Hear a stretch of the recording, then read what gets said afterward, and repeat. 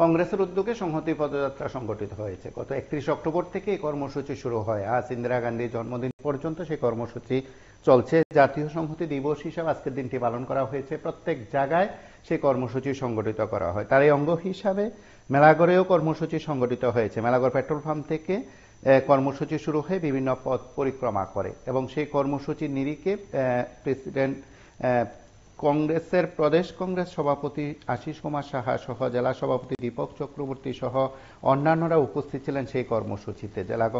জেলা কংগ্রেসের অন্যতম নেতা লক্ষণ দাস সহ অন্যান্যদের উপস্থিতিতে মেলাগড়ে সেই সংহতি পদযাত্রা অনুষ্ঠিত হয় এবং প্রত্যেকেই জানেন যে এই কর্মসূচি রাজ্যের নানা জায়গায় সংগঠিত করার উদ্যোগ কংগ্রেস নিয়েছে। গত 31 অক্টোবর থেকে সেই কর্মসূচি শুরু হয়েছে। সেই কর্মসূচির ধারাবাহিকতা বজায় রেখে আজ প্রত্যেক সাংগঠনিক জেলাতে সেখানে কর্মসূচি সংগঠিত করা হয় এবং প্রত্যেক জায়গায় কর্মসূচিতে ব্যাপক অংশে মানুষকে সমাগত করার উদ্যোগ সেখানে নেওয়া হয়েছে। আপনারা আরো একটি দৃশ্য দেখছেন যে সেখানে কংগ্রেসের পদযাত্রা সংগঠিত হয়েছে এবং সেই পদযাত্রা সংগঠিত হচ্ছে কুমারঘাট সহ বিভিন্ন জায়গায় এবং তারই অঙ্গ হিসাবে পদযাত্রার আয়োজনে পাবিয়াচড়া ব্লক কংগ্রেস কমিটি সামিল হয়েছে। কুমারঘাট কংগ্রেস ভবনের সামনে থেকে সেখানে পদযাত্রা সংগঠিত হয় এবং সেদিন কুমারঘাট কংগ্রেস ভবনেও যথাযোগ্য মর্যাদায় প্রাক্তন প্রধানমন্ত্রী প্রয়াত ইন্দিরা গান্ধীর প্রতি জন্মদিনে শ্রদ্ধাঞ্জলি জ্ঞাপন করা হয়েছে। তার পাশাপাশি ছিল সুসজ্জিত পদযাত্রা। এদিন কুমারঘাট কংগ্রেস ভবন প্রাঙ্গণ থেকে পদযাত্রা বের হয়ে কুমারঘাটের বিভিন্ন পথ পরিক্রমা করে তার পাশাপাশি দারচুই গ্রামে গিয়ে সম্পন্ন হয় এবং এই পর্বে প্রাক্তন পিসিসি সভাপতি প্রাক্তন বিধায়ক দীপাচন্দ্র রাঙ্খল, পাবিয়াচড়া ব্লক কংগ্রেস সভাপতি অসিত দেব, কংগ্রেস নেতা তরুণ সাহা, সত্যবান দাস, সমীরণ দাস, রিন্টুলাল দেব, কংগ্রেস নেতা ভারতী শর্মা, সৌরভ চক্রবর্তী, বিকাশ দাস সহ অন্যান্যরা উপস্থিত ছিলেন এবং দীপাচন্দ্র রাঙ্খল প্রতিক্রিয়ায় কর্মসূচির প্রেক্ষাপট যেমন তুলে ধরেন ঠিক এই সময়ের মধ্যে শাসক দলের বিরুদ্ধেও তিনি রীতিমতো কামান দাগেন। আপনারা প্রত্যেকে জানেন যে কংগ্রেসের উদ্যোগে সংহতি পদযাত্রা 31 অক্টোবর থেকে শুরু হয়েছে। গোটা রাজ্যে সে কর্মসূচি সংগঠিত হচ্ছে। আজ জাতীয় সংহতি দিবস হিসাবে দিনটি পালন করা হয়। রাজ্যের একাধিক জায়গায় আজ কর্মসূচি রয়েছে। পিসিসি সভাপতি ইতিমধ্যে একাধিক জায়গায় কর্মসূচিতে অংশগ্রহণ করেছেন। আপনারা কুমারঘাট সহ বিভিন্ন জায়গায় দৃশ্য দেখছেন, সেখানে নেতৃত্ব কি বলছেন আমরা একবার শুনবো। আজকে সংহতি যাত্রা প্লাস ইন্দিরা গান্ধীর জন্ম দিবস, এই দুটোটাই আমরা পালন করছি। সংহতি পদযাত্রা ইতিপূর্বেই শুরু হয়েছে সারা ত্রিপুরা রাজ্যে বিভিন্ন স্থানে। আজকে শেষ দিন, আমাদেরও মনুঘাটে হবে আজকে বিকাল দিকে।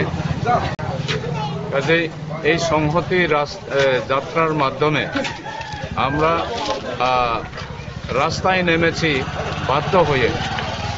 বিজেপি সরকারের কাজকর্মের ঠিক নয় এবং বিশেষ করে দুর্গাপূজার প্রাক মুহূর্তে ত্রিপুরাতে ধর্মীয় সংখ্যালঘুদের প্রতি সাম্প্রদায়িক সুরসুরি শুরু হয়েছে, যেমন কদমতলা, কৈলাসহর, পানিসাগর, গন্ডাছড়া তো দুর্গাপূজায় বন্ধ হয়ে গেছে। এইভাবে অন্যান্য স্থানেও সাম্প্রদায়িক সুরসুরি হয়েছে, গন্ডগোল হয়েছে। রাজ্য সরকার ল অ্যান্ড অর্ডার কোনো মেনটেন করতে পারে নাই, law and order fail.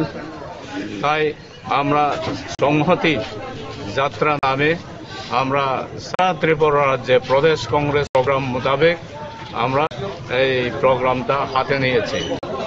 Plus সঙ্গে সঙ্গে রাজ্য সরকার এই বিদ্যুতের দাম থেকে শুরু করে দ্রব্যমূল্য বৃদ্ধি, সবটাই বৃদ্ধি আস্তে আস্তে। এখন ত্রিপুরার মানুষ কোনো কিছু বলে না, বিরোধী দলও কিছু না বললে তো কিছুই হয় না।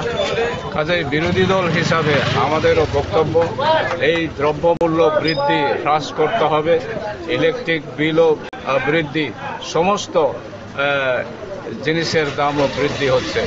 আর কেরোসিন তো বন্ধ, কেরোসিন তো দেওয়া হচ্ছে না, এই কেরোসিন কই যায়? কাজে এই যে এটার সঙ্গে সঙ্গে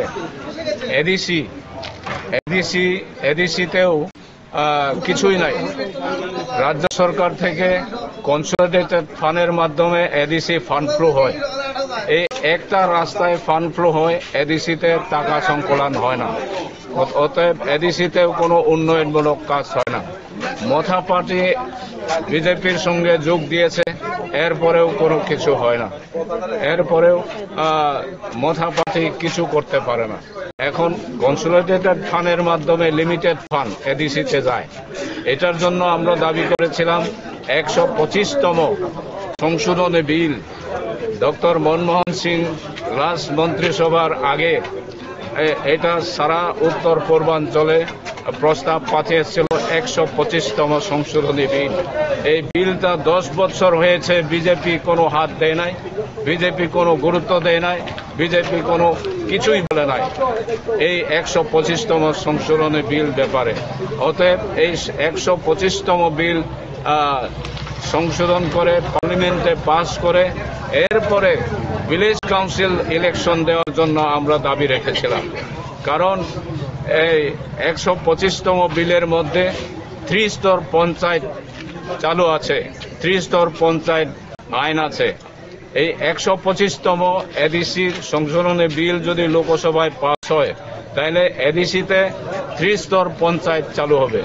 3 স্তর পঞ্চায়েত চালু হওয়ার পরে যদি এডিসি ইলেকশন হয়, তাহলে এডিসি ভিলেজ কাউন্সিল ইলেকশন এডিসির বেনিফিট হবে, এই আমরা দাবি করেছিলাম। কিন্তু 10 বছর হয় বিজেপি গভর্নমেন্ট কিছুই করে নাই, কিছুই দেখে নাই। এই 125তম বলে আইনকে এখন হিম করে আছে। কাজে এই সমস্ত কারণে শান্তি সম্প্রীতির জন্য আমরা ত্রিপুরা প্রদেশ কংগ্রেস রাস্তায় নেমেছে। এই সম্প্রীতি মিছিল মাধ্যমে আমরা এই সমস্ত প্রচার করছি। এই সংহতি পদযাত্রার মধ্য দিয়ে রাজ্যবাসীর উদ্দেশ্যে কি বার্তা দিতে চাইবেন? এই সংহতি পদযাত্রার মধ্যে রাজ্যবাসীর কাছে আমি এইটাই আহ্বান রাখবো, আগামী দিনে এই সাম্প্রদায়িক বিজেপি সরকারকে উচ্ছেদ করে গণতান্ত্রিক সরকার কংগ্রেস সরকারকে আনার জন্য জনগণকে আমি আহ্বান রাখছি। ধন্যবাদ। আপনারা শুনলেন সেখানে কংগ্রেসের সংহতি পদযাত্রা থেকে নেতৃত্ব কি বলছেন। গোটা রাজ্যে সেখানে কর্মসূচি সংগঠিত হয় এবং সেই কর্মসূচি থেকেও বার্তা দেওয়া হয়েছে। আমরা সরাসরি সেই কর্মসূচির খানিকটা দৃশ্য দেখি।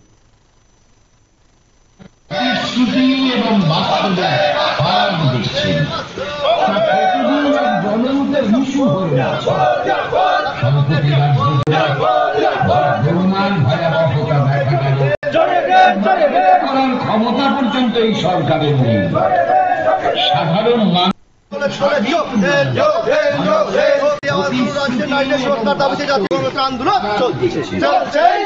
প্রতিদিন এক জ্বলন্ত ইস্যু হয়ে উঠছে। সম্প্রতি রাজ্য জুড়ে যে বন্যার ভয়াবহতা দেখা গেল, তা মোকাবিলা করার ক্ষমতা পর্যন্ত এই সরকারের নেই। আপনারা শুনলেন সেই কর্মসূচির নিরিখে কি বক্তব্য। তার পাশাপাশি আপনাদের কাছে আমরা কয়েকটি বিষয় যখন উত্থাপন করছি, গোটা রাজ্যের প্রেক্ষাপটও তুলে ধরার চেষ্টা করছি। আপনারা সঙ্গে থাকুন, দেখতে থাকুন PB24।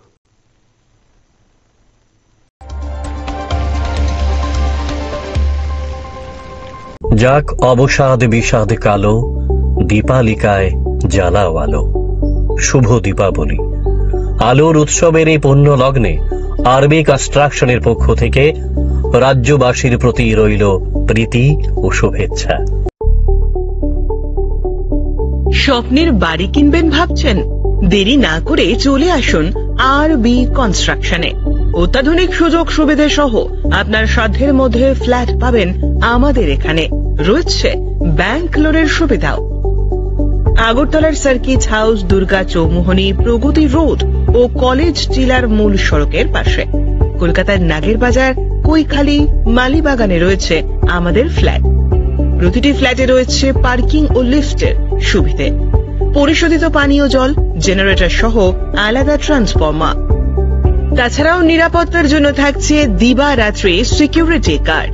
রয়েছে সিসি ক্যামেরার নজরদারিও। তাহলে দেরি না করে আজই যোগাযোগ করুন আরবি কনস্ট্রাকশনে। আমাদের ঠিকানা আরবি construction, Jhuma Chakraborty, circuit house, পুরনো রাজভবনের পিছনে।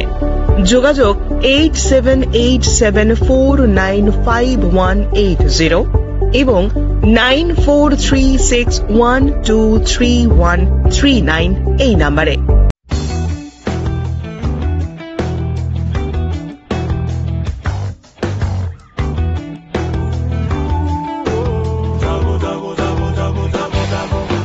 রাতের শহর, বিতর্কিত খবর, বদ্ধপরিকর আমরা স্বাধীন, ভোরের আলো এখনই জালো, বেপরোয়া ত্রাস আমরা ভয়হীন, লড়বো জুজুতে পাবো না ভয়, করবো নতুন সূর্যোদয়, তোলো কণ্ঠ ছাড়ো কণ্ঠ, সেই কণ্ঠ হোক প্রতিবাদের আপোষ, আর কখনো নয় রুখবো সমাজে অবক্ষয়, তোলো কণ্ঠ ছাড়ো কণ্ঠ, সেই কণ্ঠ হোক প্রতিবাদের।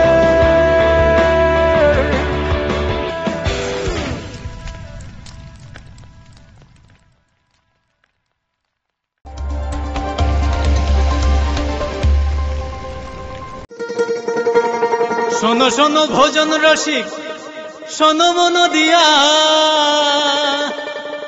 ঝাঁঝের সাথে রান্না করো লং তরাই দিয়া। ইলিশ সর্ষে পোস্ত বাটা যেমন ইচ্ছে নাও, মালাই চিংড়ি মাংস কষা চেটে পুটে খাও, আহা চেটে পুটে খাও, আহা চেটে পুটে খাও। লং তরাই কাচ্চি ঘানির সর্ষে তেলে টেস্ট, যে খাবে সেই বলবে লং তরাই বেশ। লং তরাই সর্ষের তেল, ঝাঁঝে স্বাদে তোমাকে চাই। আহা লং তরাই বেশ, আহা লং তরাই বেশ।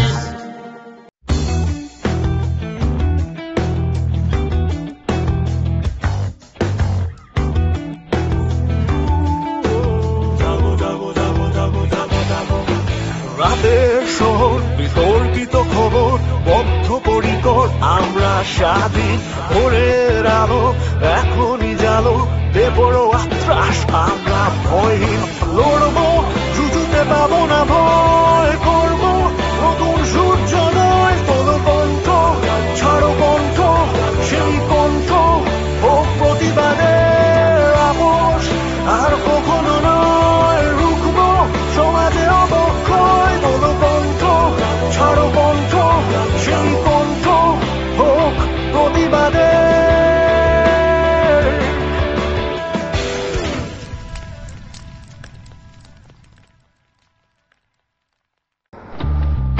বাড়ির ছেলে ডাক্তারি পাশ করে ফিরছে, তাই সেলিব্রেশন চলছে, নানা পদের রান্না।